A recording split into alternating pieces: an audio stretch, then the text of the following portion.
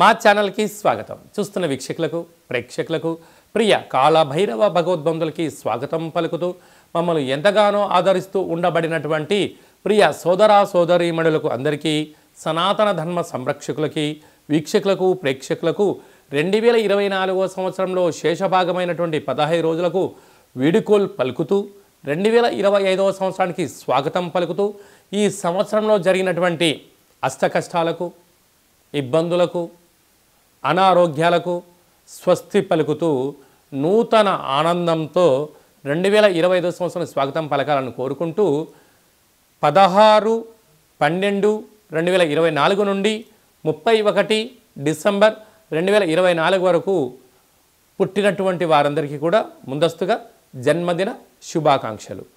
అలాగనే గతంలో వివాహం చేసుకున్న వారికి వివాహ వార్షికోత్సవ శుభాకాంక్షలు. ద్వాదశ రాశుల్లో గ్రహ గమనాన్ని ఒకసారి వీక్షింపచేద్దాం. వృషభ రాశిలో దేవగురు బృహస్పతి శత్రు సంచార స్థితి,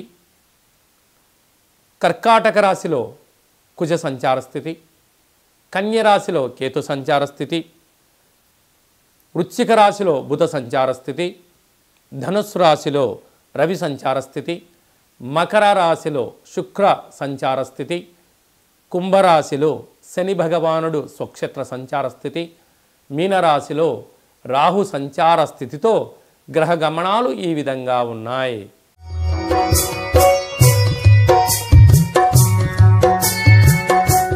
మీనరాశి వారు ఈ ఆంగ్ల సంవత్సరానికి వీడుకోలు పలుకుతూ నూతన ఆంగ్ల సంవత్సరానికి స్వాగతం పలుకుతూ ఏళ్లనాటి శని ప్రారబ్ధ సంచార స్థితిలో ఉన్నప్పుడు గ్రహ సంచార స్థితి అనుకూలంగా లేనప్పుడు ఎలాంటి విధులను పాటించడం వలన ఈ అష్ట కష్టాలకు స్వస్తి పలికి అష్ట ఐశ్వర్యాల స్వాగతం పలకాలో ఈ వీడియోలో సవివరంగా సంపూర్ణంగా తెలుసుకుందాం. మీనరాశిలో ఏ నక్షత్రాలు వస్తాయనగా పూర్వాభాద్ర నక్షత్రం చివరి పదం 4వ పాదము, ఉత్తరాభాద్ర నక్షత్రంలో 4 పాదాలు, రేవతి నక్షత్రంలో 4 పాదాలు కలిపితే మీనరాశి అవ్వడం జరుగుతుంది. అలాగనే చాలామందికి పుట్టినటువంటి కాల సమయంలో డేటా ఆఫ్ బర్త్లు లేనటువంటి వారికి పేరు యొక్క మొదటి అక్షరం అనుసరిస్తూ ఆ రాశిని తెలుసుకునే ప్రయత్నం చేద్దాం. ది, దుమ్, శం, ఝ, ధ, దే, దో, చ, చి అక్షరాల వారందరూ కూడా మీనరాశి జాతకులే. మీనరాశి యొక్క అధిపతి దేవగురు బృహస్పతి.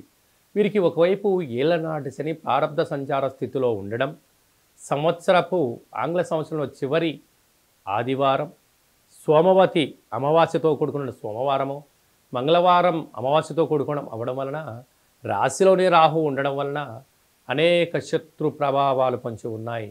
నీటిగడ్డం, జలగండం, అగ్నిగండం, యంత్రాలతో ఆయుధాలతో ప్రమాదం పొంచి ఉంది.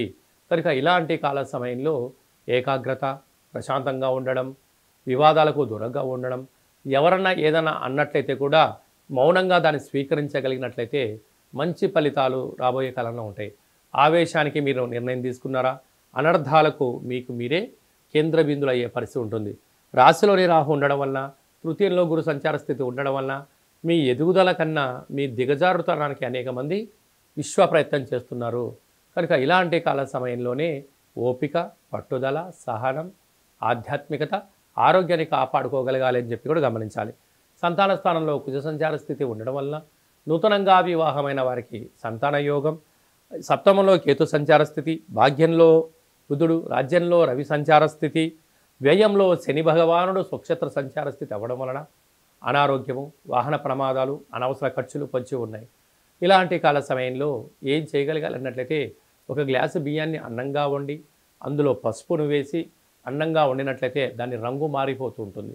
దానిని పైన అమ్మవారికి నైవేద్యంగా పెట్టి కర్పూరం బిళ్ళ పెట్టి వెలిగించి యజమానికి దిష్టి తీసి కుక్కలకు పెట్టడం వలన అంతర్గతమైన బహిర్గత శత్రువులు నివారించబడతారు.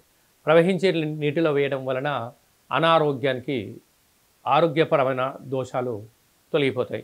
దానము చేయడం వలన ఆనందం, ఐశ్వర్యం, ధనం మీనరాశి వారి సొంతమవుతుంది.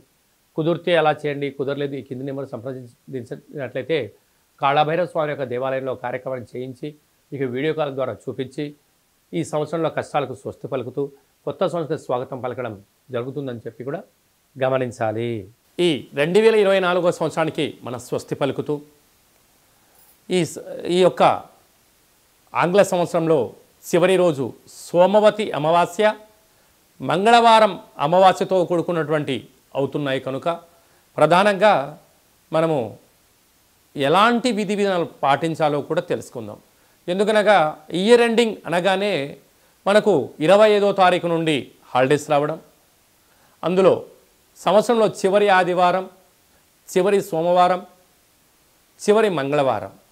ఈ సంవత్సరం రాజు కూడా అంగారకుడే కనుక అలాంటి తెలుగు సంవత్సరాది పండగకు రాజు అయినటువంటి ఆయన ఈ యొక్క మంగళవారం అమావాస్యతో కూడుకున్నటువంటి పరిస్థితులు ఉంటున్నాయి కనుక వీలైనంత వరకు సముద్ర స్నానమని, దూర ప్రయాణాలని, ఆవేశభరితమైన నిర్ణయాలు కానీ దయచేసి ఎవరు కూడా ఎలాంటి ప్రయాణాలు పెట్టుకోకపోవడము ఉత్తమోత్తంగా భావించగలిగింది.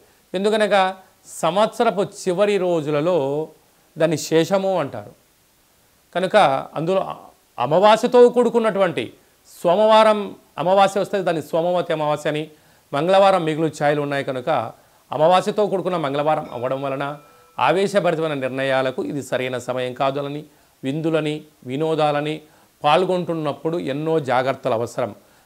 మితిమీరిన వేగంతో ప్రయాణం చేయకపోవడం, ఆధ్యాత్మికమైన చింతనతో కలిగి ఉండడం వలన ఎన్నో రకాలుగా ఉపద్రవాలను, ప్రమాదాలను నియంత్రించుకునే స్వయం శక్తి అందరికీ ప్రసాదించాలని మనసారా కాళభైరవ స్వామిని కోరుకుందాం. కనుక 16వ తారీఖు నుంచి 31వ తారీఖు వరకు ముఖ్యమైనటువంటి పండుగల గురించి క్లుప్తంగా, సవివరంగా, సంపూర్ణంగా తెలుసుకుందాం. 23వ తారీఖున బహుళాష్టమి సోమవారము ఉత్తరా నక్షత్ర సందర్భంగా కాళభైరవ స్వామికి స్మరణ, ధ్యానము, పూజా కార్యక్రమంలో పాల్గొనడం వలన మనకు సకల అష్టకష్టాలు తొలగిపోతాయని చెప్పి కూడా గమనించాలి.